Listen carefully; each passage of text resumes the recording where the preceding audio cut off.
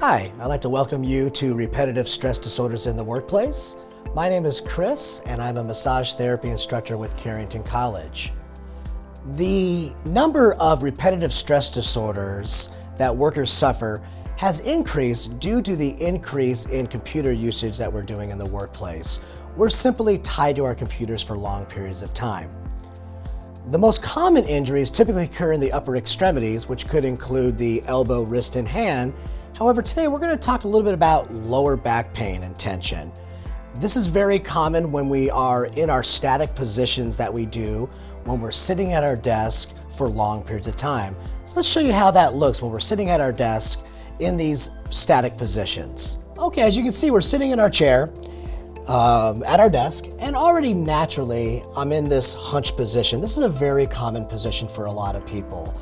We tend to have poor posture, and so we're sitting at our desk, we're already in this hunched position, we're at our computers, we may be leaning forward into our computer to look at our computer screen, and from the long periods of sitting and leaning forward, we're putting a lot of additional stress on the lower back. So it's important for us to make sure that we are getting up and taking breaks from time to time.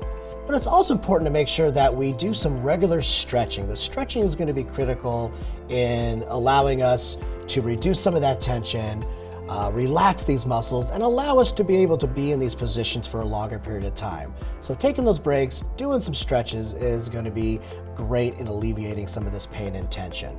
So let's go ahead and show you some stretches that you can do in the comfort of your own home. Okay, so let's do our first stretch. Now, our first stretch is going to be bringing the knee to the chest. Very simple stretch here.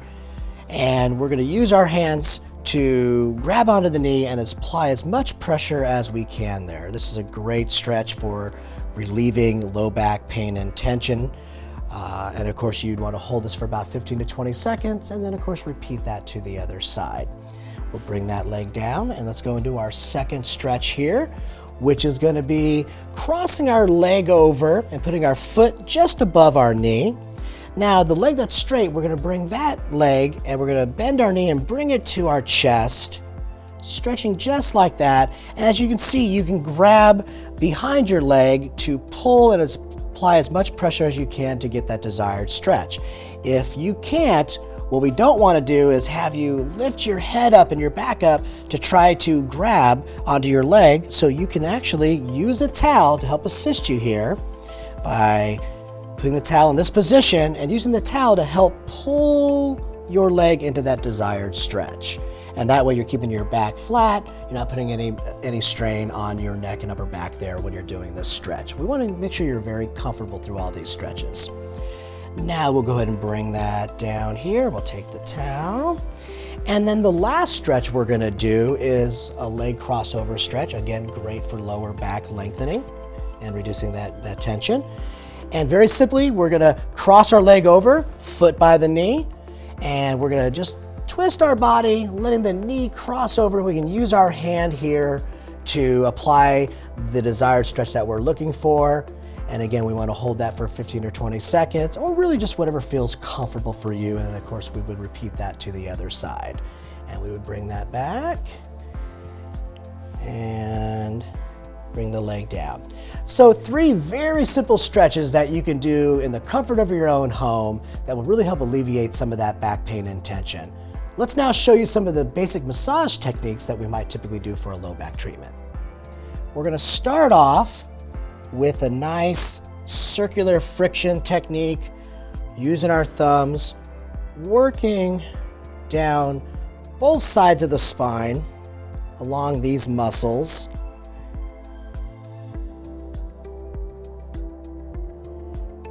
All the way down to the lower back there. And then from there, we might even target the lower back specifically. Since we're doing a low back treatment, we're just going to apply a little bit of a circular friction technique around the hip, targeting that lower back, working both sides of the lower back there.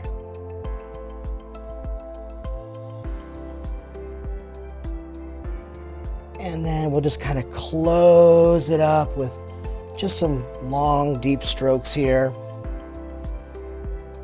Now, when we're thinking about a lower back treatment, one thing to remember is that we just don't want to treat the lower back. We have to look at some of the other muscles that are going to be involved.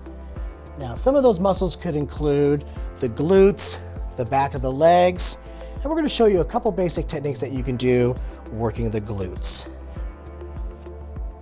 So we're just going to close up our model today, and our techniques to the glutes are just going to be very simple in coming in and applying a compression technique where we alternate our fists, applying pressure all around the glutes, creating a nice kneading technique.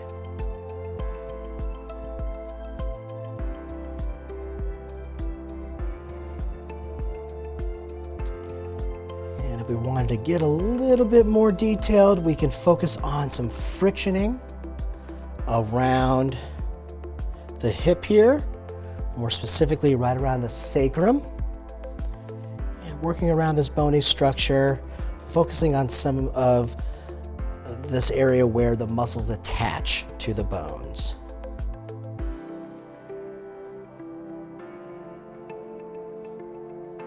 And then we'll finish it off with some nice compression techniques again.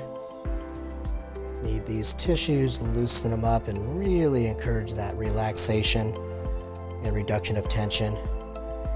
And then of course we can then do this to the other side. So I hope you've recognized some of the many benefits that regular massage and stretching can do for you.